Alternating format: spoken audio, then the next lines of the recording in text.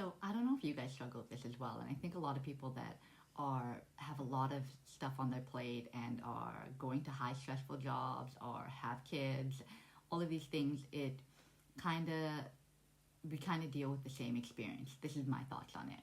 You can share with me if these are your thoughts. So I used to be a person that didn't need time to get up. Like I know a lot of people that their brain is not turned on in the morning and they would need time. But for me, I would wake up, have 2 puffs of a spliff, and have a tea with a bagel, and I'd be fully alert and ready to go and in my mode of go, go, go.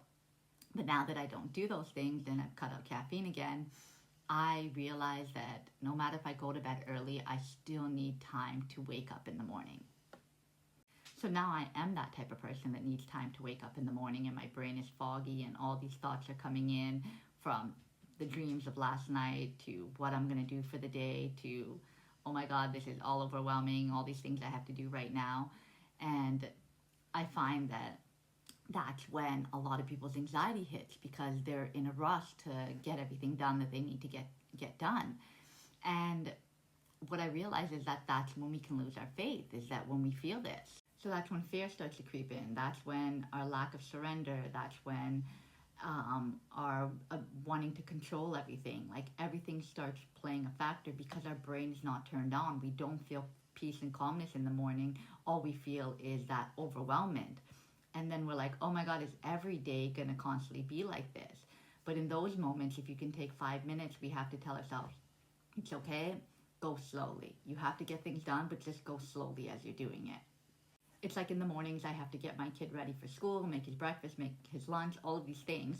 And I'll give myself enough time that I have more than enough time to do it, but I'm still rushing. I just want to get it done as soon as possible so that I know it's done and that stress is lifted off my shoulders. And then I can take it a little bit easier. But no, that's the worst approach to have it because then I'm forgetting things. I'm getting stressed out. I'm getting overwhelmed because they're asking me stuff and then I'm trying to because when you rush, you put yourself in a high cortisol state. You raise your stress level.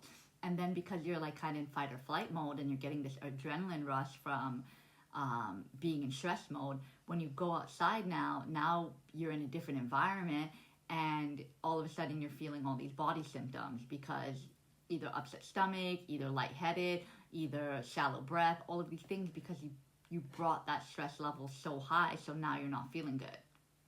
So that's why we have to do self-reflection, right? Like self-reflect, journal, ask yourself, why is this happening? What's going on? Because then you realize, okay, this is just me. This is what happened. When I wake up in the morning, I need time for my brain to work, to wake up.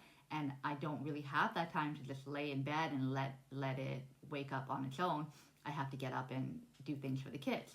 So either I could wake up earlier, give myself more time to slowly wake up. So it's like the creator will keep giving you the same lesson until you learn what the lesson is. So maybe this will stop once I decide to actually slow down. When I be consistent, either wake up earlier so I have more time to wake up my brain, and as I'm doing the task to get him ready for school, slow down as I'm doing it. Don't rush. Just go slowly, be calm, go with the flow of it.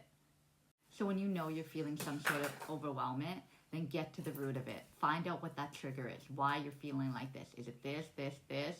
And then work on what you can do to overcome that, to prevent that from happening, to make yourself feel peace and calmness. Because I know that after a couple hours, as soon as I get back and I start making breakfast for myself and slowing down more and not being stressed that I have to do this next task. So it's like once I've dropped him off and that weight is lifted, and now I get to plan my routine of what is next. I usually go with the flow of what I already do in my routine. I make sure I try to get those things done. Then I start to feel ease and not panic and not anxious and not nervous and not overwhelmed because I have time to do each thing. I can go with the flow. I'm not in a rush state that this needs to get done and at this certain time. So it just shows you like everything is down to our thoughts, and then we feel body sensations after because of the thoughts that we are having, that we're not slowing down, for me, for example, and we're not allowing ourselves time to wake up so that our brain turns on, right? So it's like we'll get overwhelmed because we're just not taking the time to breathe, take deep breaths, all of these things. We're just not taking the time to go at a slower pace so that we can feel peace and calm. Whatever your challenge is, just figure out what it is. It's like you want to feel peace and calm in your life. That's my goal, to have it on a consistent basis where it doesn't waver, where my thoughts just feel clear. Like right now, my thoughts feel so clear. There's no monkey brain coming in and telling me fears and insecurities and all these things. It just feels clear. Like I just feel at peace right now. And how you get that is by working on your passions, working out, getting sun, grounding your feet in nature, eating healthy food, like all of these things.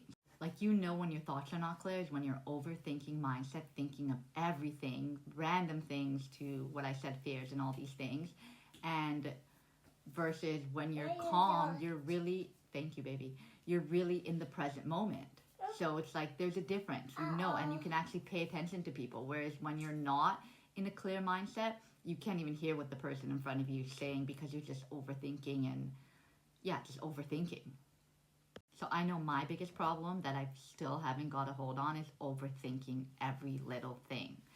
So the only thing that will get me out of my overthinking state is either working out, getting sun, going a walk, dancing.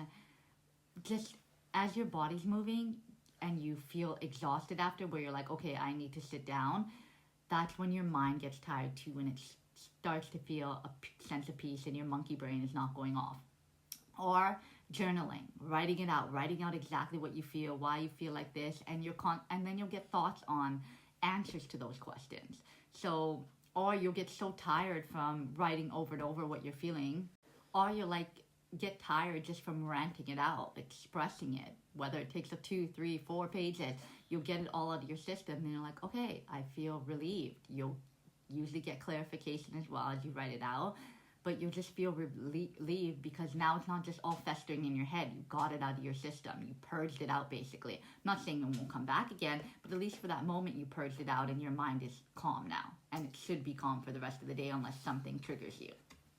So this is what self-love is. Figuring out who you are, figuring out what your triggers are, figuring out how to calm your mind, how to make you feel peace and serenity on an individual level. It should never be someone else that makes you feel peace and calmness.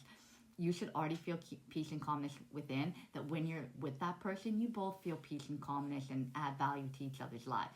So work on yourself, develop self-love so that when you do come into contact with your divine counterpart, you're adding value to each other's life.